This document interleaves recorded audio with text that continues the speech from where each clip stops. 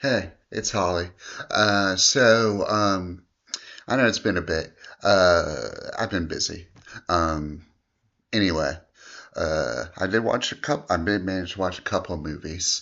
The first one was the 1991 Steven Seagal movie, Out for Justice. I had seen a couple Seagal movies, mainly just Under Siege 1, Under Siege 2. I think Fire Down Below, and maybe one more. Um, but I wanted to watch some of his earlier work because I know his later work is terrible.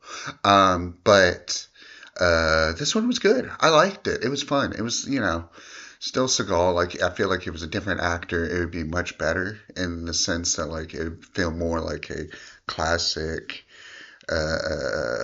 vigilante cop action movie kind of thing. But either way, um, whole point is a cop, Seagal's a cop, and his friend gets killed. So he's like, okay, I gotta stop this guy who killed my friend. I knew him back when he was younger because we all grew up together. Well, they really don't do much with that. Like they have Seagal be like he knows all of these mobsters and stuff, but he really just doesn't do much with it. Um, Other than like talking to them, like they all have their own thing going on, which is fine. You don't need to explain everything. I actually don't really mind that. It's just sort of like a odd plot point, I guess, to kind of make him seem cooler or more mysterious. I'm not really sure.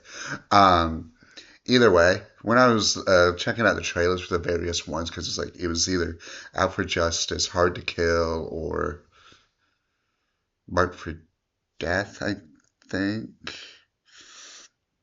One of his other earlier ones. I'm sorry. Above the Law.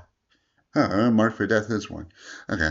Anyway, I was checking the trailers. It's like get to Alfred Justice. Like, oh, that's Briscoe from Law and Order. That's uh, Jerry Orbach.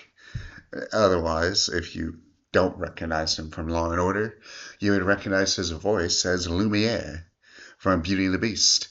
So immediately I was sold because I that guy's great. Watching the movie, credits pop up. Let's see who else is in. Well, Williams, Forsythe's the villain, so that's always fun. Uh, bunch of people. Gina Gershon, surprisingly enough, and then the real fun is the blink and you miss it various cameos, like a very like quick cameo of like a John Leguizamo. That's just a random person. Then you have who was it? Let me find him. I know where he is. Oh well, firstly, reoccurring character briefly is well, not briefly. She's near the end, but um, there's a character played by the main dark-haired doctor in like the first seasons. I don't know if she stays the whole way. Definitely the first few seasons of ER. Like George Clooney's like main interest in that, but the main one I recognize, Mr. Raymond Cruz, who most people now know as Tuco from Breaking Bad. Yeah, he was one I'm like looking. I'm like, is that? I know that guy. Where do I know that guy? Well, I was like, ah, that's Tuco. That's cool. Um, and then the real fun, which makes sense. I'll tell you in a sec. One of the other fun cameos is near the very end, the villain's holding like kind of a party for all of his friends at his girlfriend's house, I guess. And and one of the guys in the background, I'm looking, and give me one sec.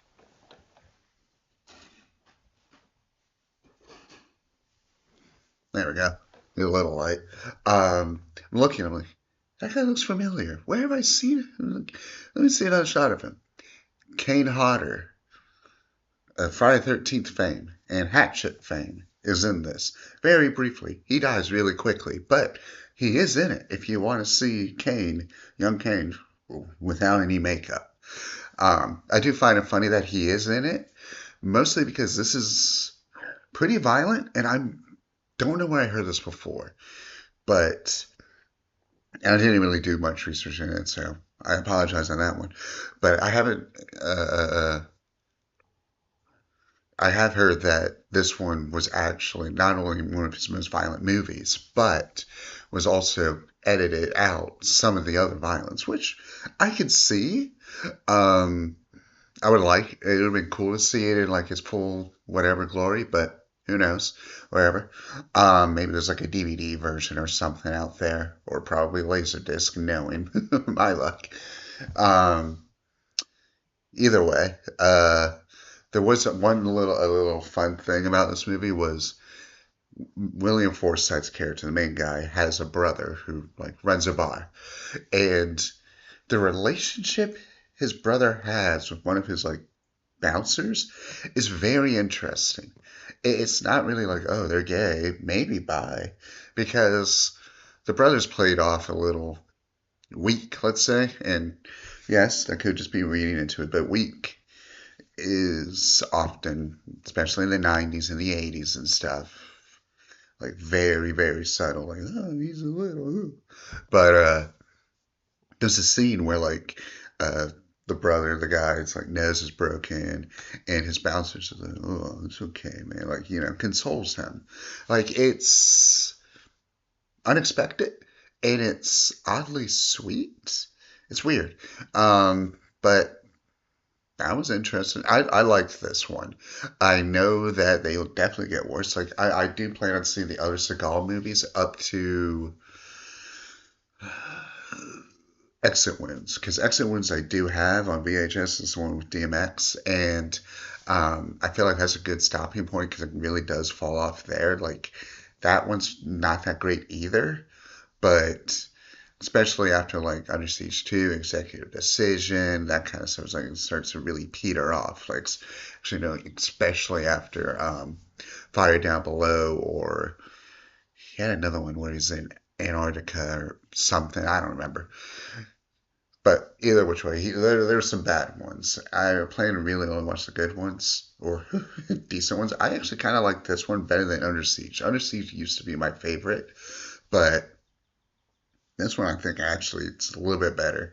Um, anyway, that's what I got for that one. Until next time, please like, comment, subscribe, hit that notification bell. See ya.